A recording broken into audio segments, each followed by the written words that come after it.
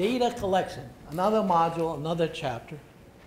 Data collection. Now that you have to collect data, well, that's where you get into the meat of the science of why we do this to begin with, right? How do you go about this? We tend to break things down in terms of what you call primary data and secondary data. Well, you're probably familiar with this distinction. Primary data would be like if you're doing a survey. So you're collecting data fresh, right? You're doing a survey, and therefore it is considered to be primary data because it is data that you're collecting yourself, right? And therefore it is proprietary. It belongs to you. Secondary data is all the kind of social statistics that are out there, whether it's provided to you by the health department or the transportation department or the Department of Commerce or what have you. There's it's out there, and what you're doing is using it because it belongs to somebody else. Therefore, it's called secondary data. Secondary, right? So the first thing that you want to deal, if you're dealing with secondary data, is define the time element. Okay, so what is the time element and why is that important? Let's say if you're looking at something like education statistics, and in education statistics you're interested in, well, what do you think, what kind of indicators you might be interested in when you're dealing with education? Things like you break things down.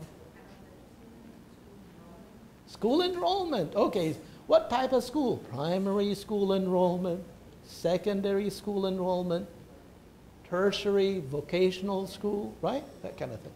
So school enrollment is very, so let's say you look at school enrollment and you're looking at maybe secondary school. Well, what are the time elements? Is this data, in school enrollment, is it gathered every month, every 6 months, every year, every couple of years? And then if you look at then the education data, then you look at the health statistics data, and the health statistics data, they have a different time element. So education data is collected annually, but when it comes to health statistics, it's collected monthly. So what would be your time unit? Would be a month? Would be a year? Would be every 5 years? And you need to make sure that there is correspondence between and among the indicators. So figuring out what the time element across those indicators is something that is dependent on what indicators that you have to begin with. Manipulating the data.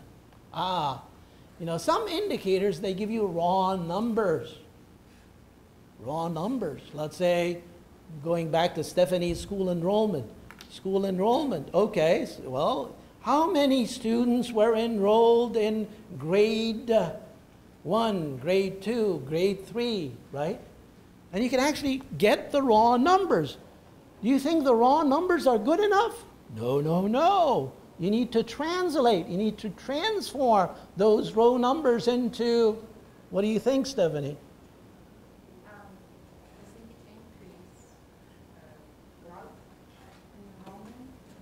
Increase, okay, so you talk about the rate of enrollment, translate it into a percentage. Percentage of what? Percentage of, well, your percentage of all the kids, all the children that are out there in the community, and only a percent of those that are enrolled in grade 1 and grade 2. Okay, so what you're doing is you need to bring in population statistics and then come up with a different variable, right? To come up with the kind of indicator that would be useful, right? So you need to do some data manipulation, right? Data manipulation.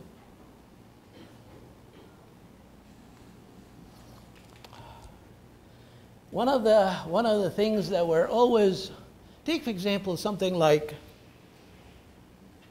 physicians. You have a number of physicians in a community, and from a health statistics point of view, having a number of physicians in a community is good, but depends on how big the community is, right?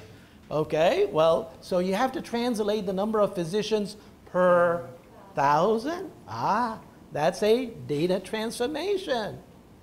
And you need to figure that out. So not all the data is going to be that user-friendly. You need to, again, do the transformations in a way that would make these indicators viable. Then you get to primary data, and the primary data are essentially, again, survey data. Survey data. So why would you conduct a survey? That's a lot of time and effort. My goodness, a lot of time and effort. Well, you collect the objective of collecting survey data is to validate the objective indicators. So we talk about the subjective indicators used to validate the objective indicators. Ah, very important. But, it depends on who you're going to run into. If you're talking to economists, so forget the subjective stuff. We just have enough objective indicators. Why bother spend, a whole lot of money to do this primary stuff? So figure out what the goals are, because the goals are the ones that would allow you to convince those stakeholders that are involved in that steering committee that primary data are important, right?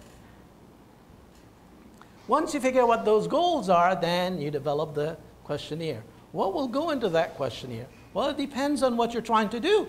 If you're trying to validate the objective indicators, then depending on those dimensions, quality of life dimensions, you have to have corresponding constructs that would correspond to those objective quality of life dimensions and indicators. So you come up with, I need to have, let's say we're talking about something like transportation, and we have transportation statistics, or we have education statistics. Well, let's try and find out how residents evaluate the transportation infrastructure in the city, right? What's their perception of the commute time? How do they evaluate congestion?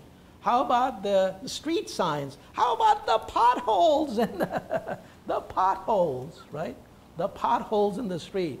That seems to be a problem when you go to a northern climate and constantly, you have potholes when you're driving, especially you're sinking in quite a bit of money to align your wheels, your automobile wheels.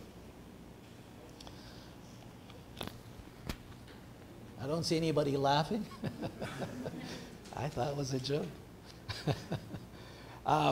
So again, the questionnaire has to be designed to reflect the goal, and depending on the goal, the questionnaire will be formulated as such. Sampling and data collection. The sampling issue. What kind of sample? Well, there's so many different ways of sampling a community. You can do a probability sampling, you can do a non-probability sample, and in the context of a probability sample, you can do a stratified sample, you can do a multi-purpose type of sampling in which you do a little cluster sampling combined with stratified sampling or a coda sampling.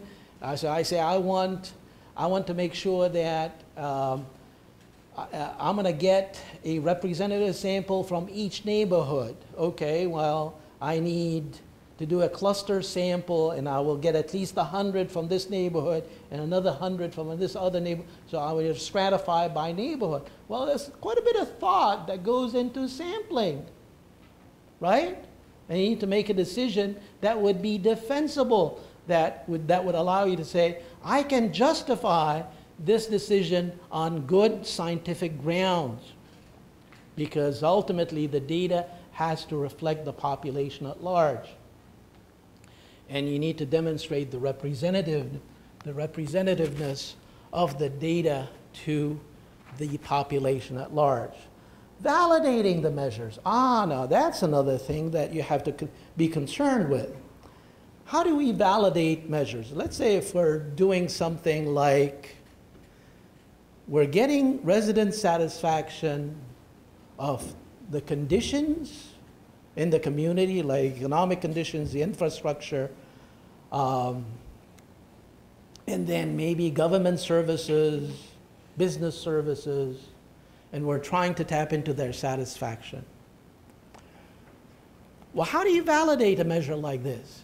You validate it based on, again, where's the theory? And one theory that would guide the validation would be to correlate, these kinds of satisfaction measure with measures that are already established that would correlate highly with those measures. This is what we call essentially construct validity.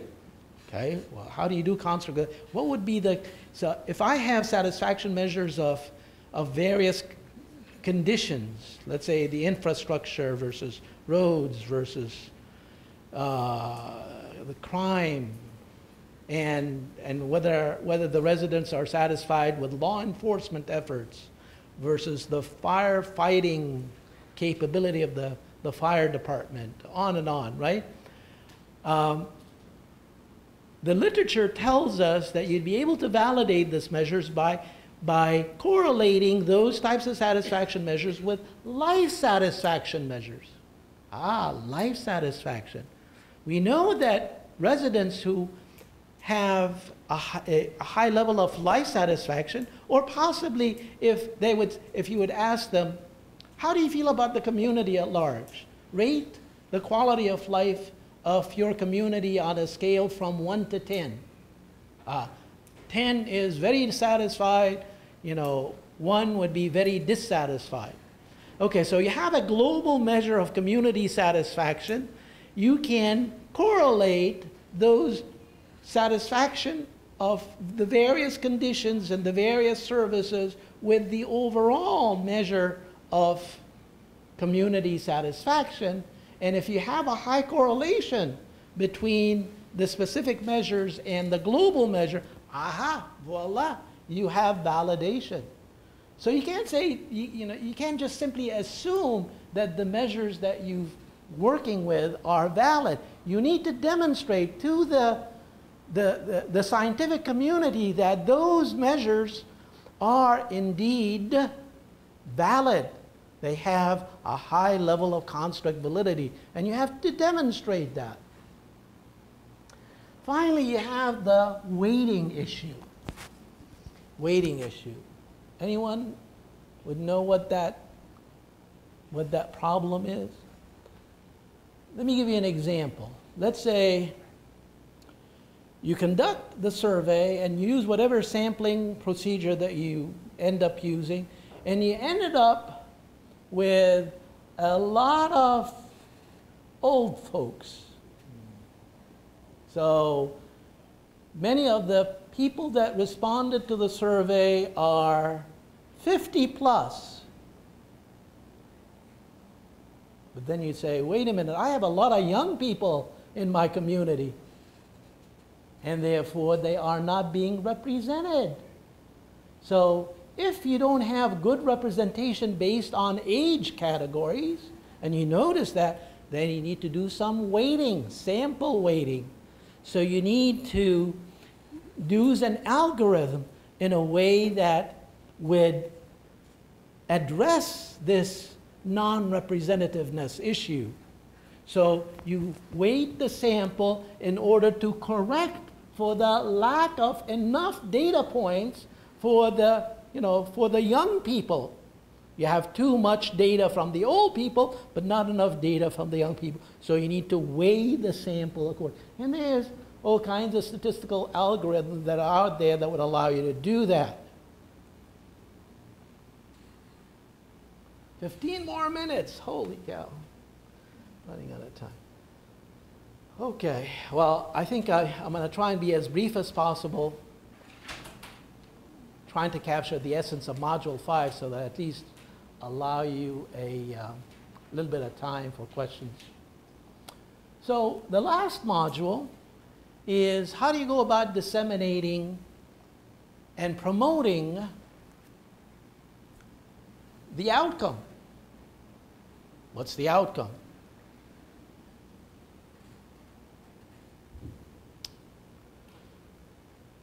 So in the last module, in the terms of dissemination and promotion, this is where you put on your marketing hat. So you have to be a marketer. Okay, what does that mean? Preparing the indicators report. Now, in terms of preparing the indicators report, you have to make a distinction between who that audience is. Which audience is going to consume that report? And in that context, you make the distinction between what you call a public report and a research report. The public report is likely to be consumed by the public, the general public. And that report has to be written in a very different way from what you call the research report that would be highly scrutinized by the scientific community. The scientific report, or what you call the research report, has to provide all the scientific detail. All the scientific detail does not need to be included. They do not need to be included in the public report. It's a very different animal. A very different animal from this. Marketing, right? You cannot try to disseminate the research report to the public. They will dismiss it right off the bat. You can't do that. So that's one of the things that is so important. Then once you figure out that you need 2 reports, then you need to figure out, well, you're going to print the report, but how many reports you're going to need? Well, it depends on all the stakeholders that you're going to send the report to, right? And you need to figure out exactly who you need to come up with essentially mailing lists of those people that are involved in the public and those people who are involved in the research community. And who's going to scrutinize, who's going to look at what report. Distributing the reports, okay, so that would be the next step. It's obvious, you're going to distribute those reports. And of course, promoting those reports. Now, that's where you get into a lot of promotion, a lot of marketing. So you need to launch a public relations campaign. What is a public relations campaign? Well, you need to maybe hold a news conference. You need to have press releases. You need to invite the media to come and essentially get involved in the dissemination, especially of the public report, not necessarily the research report, right? So a public relations campaign. How about an e-marketing campaign? What's an e-marketing campaign? Well, an e-marketing campaign is you're going to send the report maybe in a PDF file to a whole bunch of constituencies out there, right? A whole bunch of constituencies.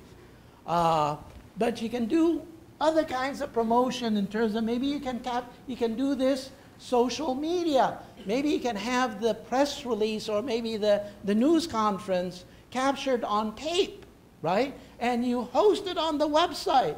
Well, that would be a good way of doing it. Put it on YouTube, right? E-marketing. That's not good enough. Further, you need to stimulate community action. You need to stimulate community. In doing so, you need to translate the outcome of those indicators to very specific constituencies. So let's say if you have health statistics, you need to put on your marketing hat, your health marketing hat, and you need to invite health officials, hospital administrators, and so forth to a meeting that would speak, that would address health statistics. And you translate the health statistics of the community and you show them the trend and you translate the language into something that they can understand so that they will be able to consume the data in a way that would lend it to policy making, right? So imagine all the different constituencies that you'll have to market to. That's quite a bit of work. Quite a bit of work. Annual reviews and follow-up. Well, that goes without saying, right? And finally, you have to measure the impact of those indicator reports.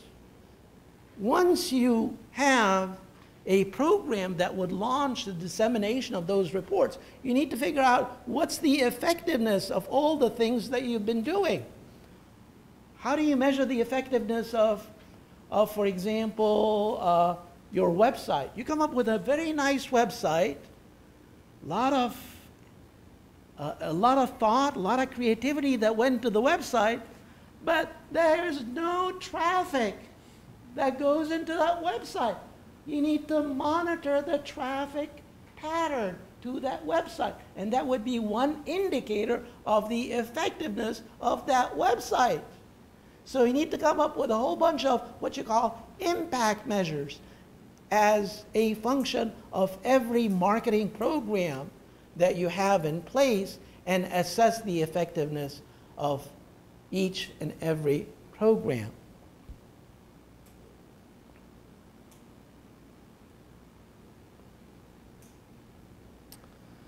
The final thing in the manual is a whole bunch of what you call bibliographic resources. Examples of a whole bunch of indicators, projects conducted by a whole bunch of different cities, and all kinds of other resources, publications, websites, other web resources, in-house publications.